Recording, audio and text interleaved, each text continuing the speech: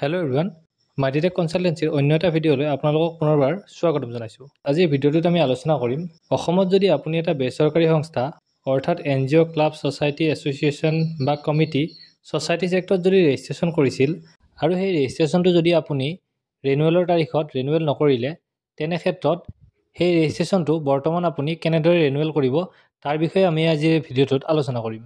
ৰেজিষ্ট্ৰেশ্যনটো expire হোৱা এটা বেচৰকাৰী সংস্থা অৰ্থাৎ NGO, ক্লাব, ছ'চাইটি বা এছ'চিয়েশ্যন যদি আপুনি ৰিনিউৱেল কৰিব বিচাৰে, তেনে ক্ষেত্ৰত নৰ্মেল ৰিনিউৱেল কৰোঁতে যিখিনি ডকুমেণ্টছৰ প্ৰয়োজন হয় সেই একেখিনি ডকুমেণ্টছেই আপোনালোকৰ প্ৰয়োজন হ'ব। ইয়াত আপোনালোকে বৰ্তমান যিটো কাৰেণ্ট ফাইনেন্সিয়েল ইয়াৰ চলি আছে, সেই ফাইনেন্সিয়েল ইয়াৰৰ আগৰ লাষ্ট 3টা ফাইনেন্সিয়েল ইয়াৰৰ অডিট ৰিপৰ্ট ৰিনিউৱেলৰ সময়ত ছাবমিট কৰিব লাগিব।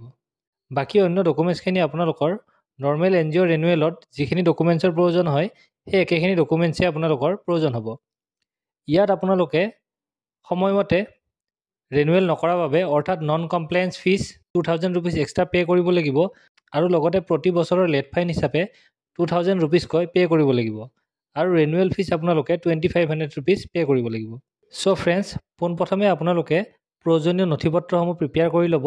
তাৰ পাছত আপোনালোকে EODB আছাম পৰ্টেলত UBINৰ বাবে আবেদন কৰিব আৰু UBIN নাম্বাৰ লাভ কৰাৰ পাছত আপোনালোকে ৰিনিউৱেল ফৰ্ম ফিল কৰিব। শেষত আপোনালোকে গভৰ্ণমেণ্ট ফিজ পে' কৰি ফৰ্মখন ছাবমিট কৰি দিব আৰু জেনেৰেট হোৱা একনলেজমেণ্ট পেজটো ডাউনলোড কৰি ৰাখি ল'ব আৰু সেই একনলেজমেণ্ট পেজটোত থকা এপ্লিকেশ্যন ৰেফাৰেঞ্চ নাম্বাৰটোৰ সহায়ত আপোনালোকে আপোনালোকৰ ৰিনিউৱেলৰ ষ্টেটাছটো চেক কৰিব পাৰিব। অসমত যদি আপুনি এটা বেচৰকাৰী সংস্থা অৰ্থাৎ NGO, ক্লাব, ছ'চাইটি, এছ'চিয়েশ্যন বা কমিটি ৰেজিষ্ট্ৰেশ্যন, ৰিনিউৱেল বা ডকুমেণ্টেশ্যন কৰিব বিচাৰে, আমাৰ কনচালটেঞ্চিৰ সৈতেও যোগাযোগ কৰিব পাৰে।